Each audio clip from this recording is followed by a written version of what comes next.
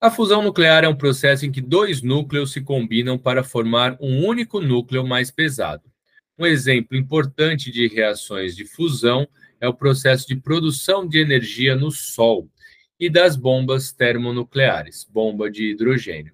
Podemos dizer que a fusão nuclear é a base de nossas vidas, uma vez que a energia solar produzida por esse processo é indispensável para a manutenção da vida na Terra. E aí eu tenho a reação de fusão nuclear que ocorre no Sol, por exemplo, né? Eu tenho dois conjuntos ali grandes, dois tipos de reação nuclear que são inversos, né? O de fissão nuclear, em que eu pego um núcleo de um átomo maior e divido em núcleos menores, geralmente dois núcleos menores, pode ser mais, e para isso eu quebro então esse núcleo. E isso libera energia. E eu tenho a fusão nuclear, que é quando eu pego dois núcleos menores e junto em um só, que é o que está acontecendo aqui com esse H2 e H3, formando um átomo de hélio e liberando um nêutron. Essa é a fusão nuclear e isso libera muita energia, né? A fissão nuclear é a bomba atômica e a fusão nuclear, o maior exemplo aqui, é o Sol. E aqui também tem bombas termonucleares como a de hidrogênio, né? Não é a bomba atômica de urânio, por exemplo. Tá. Representam isótopos na reação de fusão nuclear apresentada? Apenas isótopos, né? Também mistura de novo ali a questão da radioatividade com a massa, né? Acabei que eu achei que fosse de novo uma questão só de radioatividade, mas não. A pergunta vai só em relação à massa. E isótopos, a massa, as características básicas ali dos das partículas subatômicas, perdão. Isótopos têm que ter o mesmo número de prótons.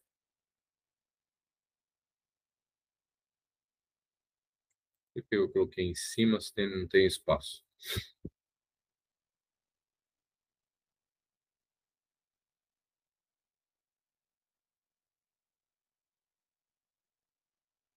E para eu ter o mesmo número de prótons, o que acontece é que o próton é o número atômico, é o número que dá a característica, né? A característica dá o nome àquele átomo atômico. Então, por exemplo, o hidrogênio, para eu chamar de hidrogênio, ele tem que ter um prótonzinho só. Para eu chamar de hélio, ele tem que ter dois prótons. Para eu chamar de oxigênio, ele tem que ter 8 prótons, e aí vai acabar tendo 16 de massa. Então, todo o oxigênio tem 8 prótons. Esse hidrogênio, por exemplo, aqui, ó, ele tem um próton, mas tem 2 de massa. Significa que ele tem um nêutron, né? Um próton mais um nêutron vai dar a massa dele. Esse. Deixa eu puxar para cá.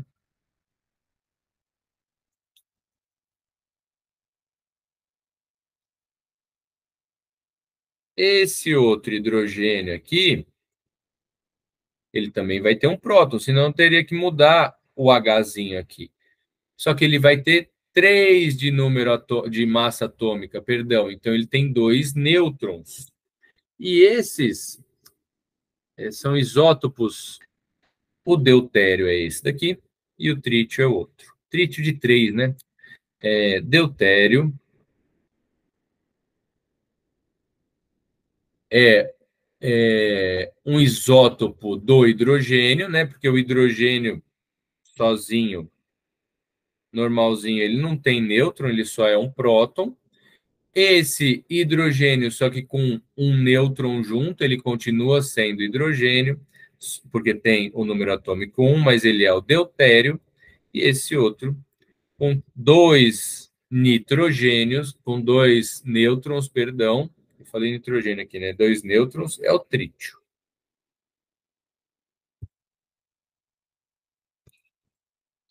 Então tá.